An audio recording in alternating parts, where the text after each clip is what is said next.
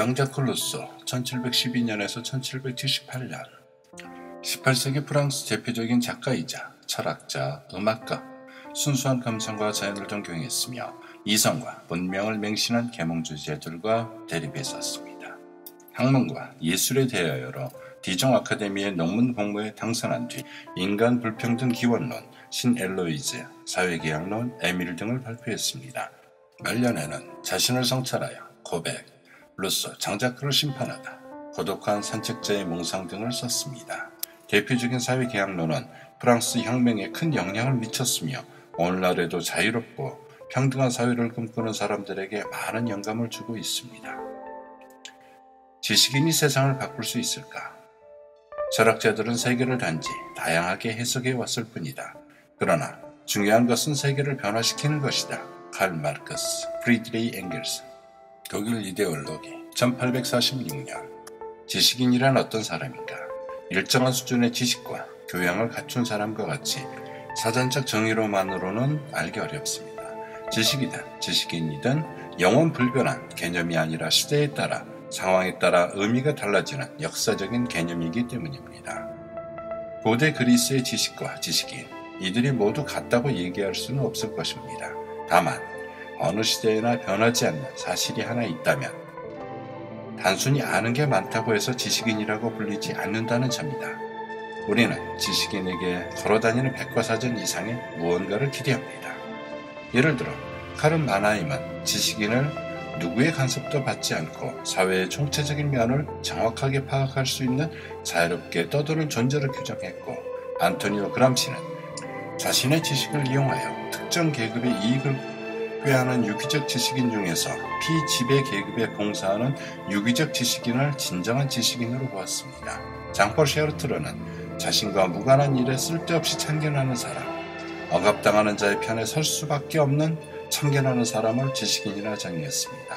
에드워드 사이드는 연구실 안에 갇혀 정부나 기업의 보상만 바라는 전문 직업인이 아니라 힘없는 자들을 대변하여 사회적 고통을 언어로 재현하는 사람만이 지식인으로 불릴 자격이 있다 주장했습니다. 우리는 이 같은 지식인의 본보기를 볼테르, 디드로, 루소 등 18세기 프랑스 계몽주의자들에게서 찾아볼 수 있습니다.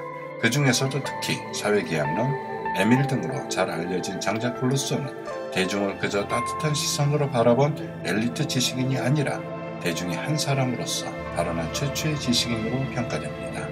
루소는 어떤 집단의 간섭도 받지 않고 자유롭게 사색하는 억압당하는 자의 편에 선 지식인이었습니다. 또한 그의 글은 모두 힘없는 자들을 대변하고 사회적 고통을 생생하게 재현한 결과물이었습니다. 루소의 지식을 가장 잘 보여주는 저작은 1762년 발표한 사회계약론입니다.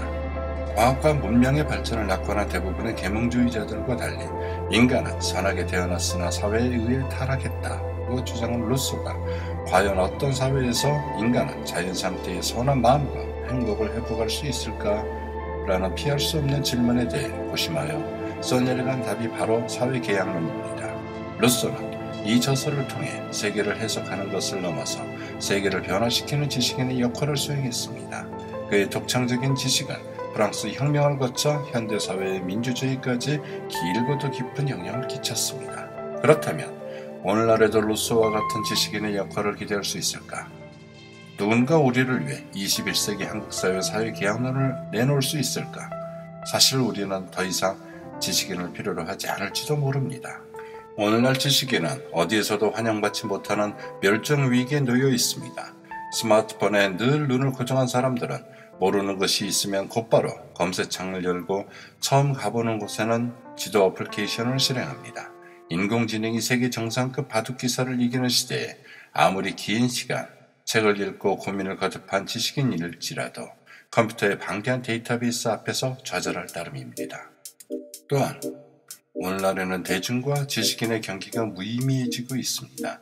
과거의 지식인이라 불렸던 교수 연구원들은 이제 정부나 기업의 프로젝트를 수행하고 월급을 받는 전문 직업인일 뿐입니다. 그나마 의사, 변호사 같은 실용적인 전문가 집단은 여전히 사회적 쓸모를 인정받는 반면 철학자, 사회학자 등의 위상은 떨어질 대로 떨어졌습니다. 지난 수세기 동안 자연과 못지않게 인문학과 사회과학이 급격히 발달하면서 자본주의의 모순을 폭로하고 정치 권력의 가면을 벗기는데 많은 노력을 기울였지만 오늘날 그러한 노력들은 공고한 사회 현실 아래 묻혀버립니다. 무한 경쟁하는 현대사회에서 사는 게 힘든 걸 누가 모르는가라고 되물으며 대안이 있으면 내놔봐라 다그치는 대중 앞에서 철학자든 사회학자든 꿀먹은 벙어리가 되고 맙니다. 그런데 정말 대안이 없는 걸까? 모든 사람들이 정보의 바다를 누비며 현실을 너무나 잘 알고 있기에 더 이상 고민할 필요가 없는 걸까? 어떤 선택도 대안도 없이 그저 하루하루 묵묵히 최선을 다해 살아가는 것이 유일한 길일까? 끝없이 이어지는 경쟁에서 승리하여 좋은 대학교, 좋은 대기업에 들어가면 행복하게 살다 죽을 수 있는 것일까? 간혹 너무 힘들어서 쓰러지고 싶을 때마다 아프니까 청춘이다 같은 말에 위안을 받고 다시 힘을 내는 것이 최선일까? 힘없는 자들은 이제 생을 망했다며 포기하고 다음 생을 기약하는 것이 현명한 일일까? 그렇지 않다.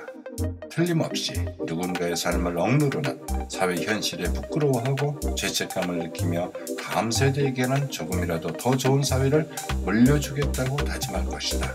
여전히 세계를 해석하는 것을 넘어서 세계를 변화시키는 일이 중요하다고 생각할 것이다. 그리고 과거에서 그러한 일이 지식인의 의무였을지도 모르지만 민주주의가 발달한 오늘날에는 평범한 사람들이 모두 힘을 합쳐서 해야 할 일이라고 믿을 것이다. 그렇다면 어디서부터 시작해야 할까? 거대한 정보 더미 속에서 필요한 지식을 골라내어 검토하고 숙고하는 일 외에 다른 뾰족한 수가 없다. 루소의 방법을 참고해보자. 그는 우선 긴 시간 자신의 머릿속에서 수많은 지식들을 편견 없이 쌓는 일에 몰두했다.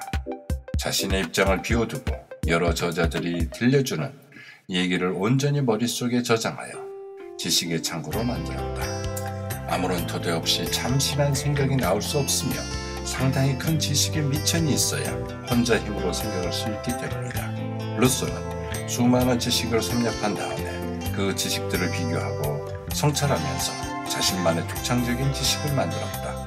우리가 이 짧은 책을 통해 인류 전체의 자산인 사회계약론을 다시 검토하는 이유 역시 궁극적으로는 우리 자신의 독창적인 지식을 만들기 위함이며 그 지식을 통해 세계를 변화시키기 위해서이다. 지식사회라 불리는 오늘날에 힘없는 자, 억압당하는 자를 대변하는 지식인은 더 이상 존재하지 않는다.